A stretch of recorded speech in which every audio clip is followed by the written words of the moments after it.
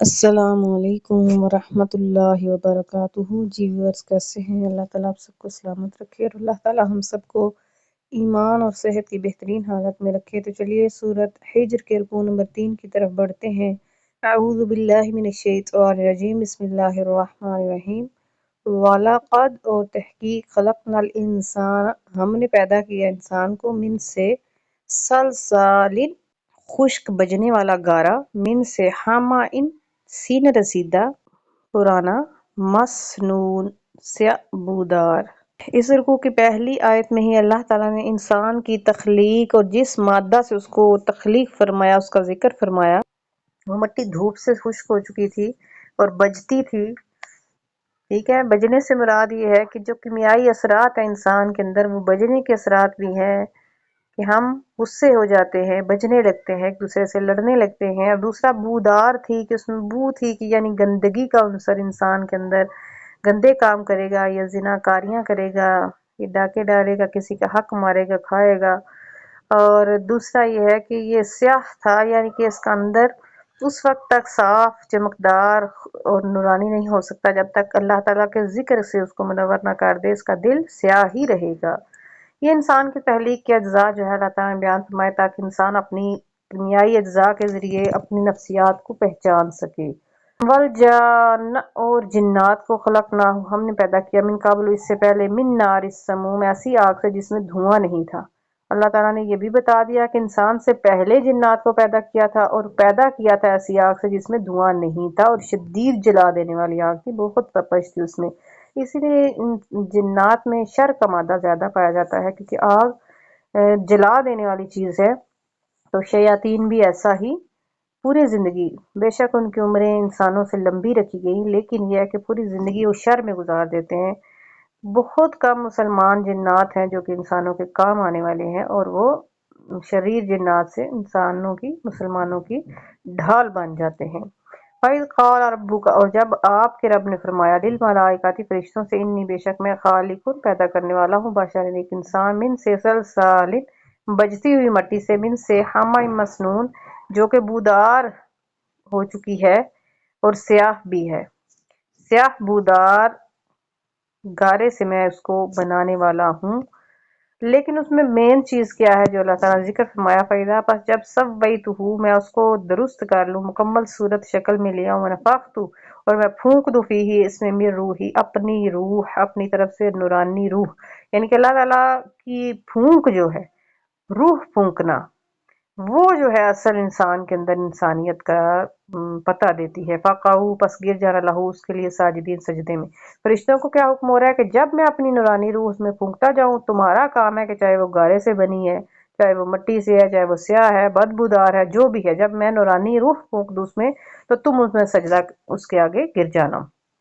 سجد الملائکۃ پس سجدہ کیا فرشتوں نے، کلہم سب کے سب، اجمعون سب کے سب، سارے فرشتوں نے سجدہ کیا، الا مگر ابلیس، ابلیس نے نہیں کیا۔ ابا انکار کیا، یکون مع الساجدین کہ وہ سجدہ کرنے والوں میں سے ہو جائے، یعنی ان کے ساتھ ہو جائے۔ تو یہ ابلیس کون تھا؟ یہ ویسے تو جنات کا سردار تھا لیکن اتنا عبادت گزار تھا کہ اللہ تعالیٰ نے فرشتوں کا سردار بنا دیا ہوا تھا۔ اعلیٰ کہا یا ابلیس، اے ابلیس ما لکا، اللہ تعالیٰ نے فرمایا کہ اے ابلیس ما لکا اللہ تکون مع الساجدین، تجھے کیا ہوا کہ تو سجدہ کرنے والوں میں سے نہ ہوا؟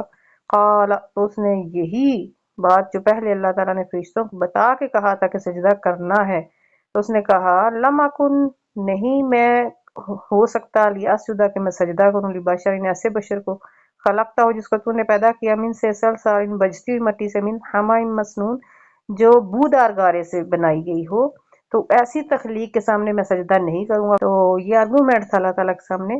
اللہ تعالیٰ نے پھر سزا سنا دی، قالا فرمایا فاخرج پس نکل جا منہا اس سے، فإنک رجیم پس بے شک تو راندہ درگاہ ہے، تم مردود کر دیا گیا، وإن علیک اللعنۃ الی یوم الدین تجھ پر قیامت کے دن تک لعنت ہے۔ قال اس نے عرض کی کہ ربی اے میرے رب، فانظرنی پس مجھے مہلت دے الی یوم یبعثون اس دن تک جب قبروں سے لوگ اٹھائے جائیں گے۔ یہ اس کا یقین دیکھیے، اس کا ایمان، اس کا عقیدہ دیکھیے، وہ جانتا تھا کہ لوگ قبروں سے اٹھائے جائیں گے۔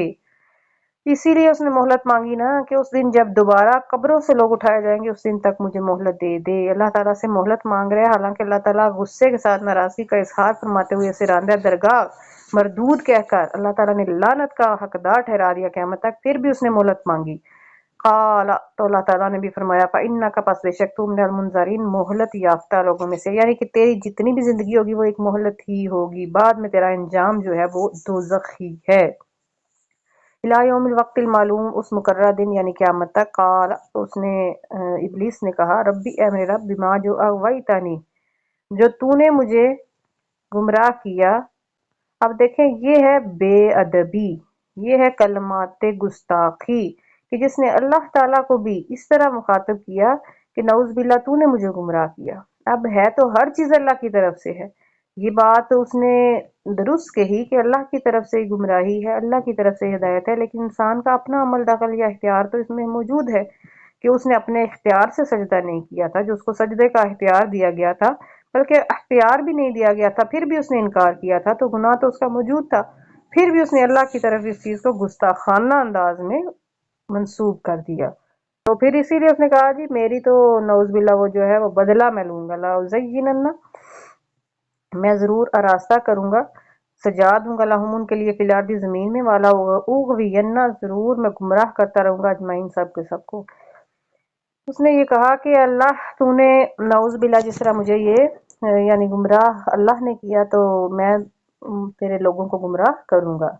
इल्ला मगर इबादा का तेरे वो बंदे मिनहुम उनमें से अल मुखलसीन जो मुखलिस होंगे, एक ही लोग जो मुखलिस होंगे, नफ्स से खलासी पा लेंगे, उसके फरेब से जान छुड़ा लेंगे, वो बस तेरे मुखलिस बंदे इस रास्ते में मेरे फरेब में नहीं आएंगे।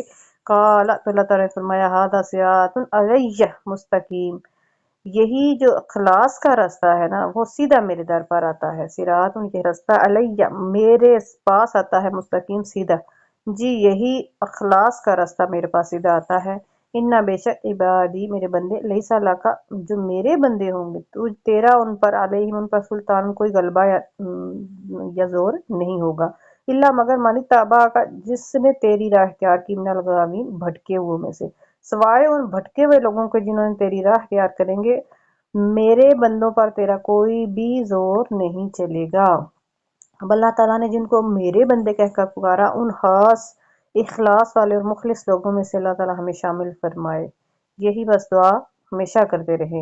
इन्ना जहन्नम लमौईदुहुम अजमईन बेशक जहन्नम ही है जरूर इन सब के साथ जिसका वादा किया गया, इन सब के लिए वही जहन्नुम है जिसका इनसे वादा किया गया। लहा हा की ज़मीर जहन्नुम की तरफ लौट रही है, लहा उस जहन्नुम के लिए सब आतू सात अबवाबिन दरवाजे हैं, लिकुल्ली बाब मिनहुम जुज़उम मक़सूम हर दरवाजा जो है उसमें अलग हिस्सा मखसूस कर दिया गया है। इतने लोग इस दरवाजे में से इतने इस दरवाजे में से आएंगे और ये सारे जो है वो जहन्नुम में डाल दिए जाएंगे। यहाँ पर रुकू नंबर 3 मुकम्मल हुआ। इंशाल्लाह रुकू नंबर 4 के साथ मुलाकात होगी। अपना ख्याल रखिए और अपने इस चैनल का भी। वस्सलाम अलैकुम व रहमतुल्लाहि व बरकातुहू।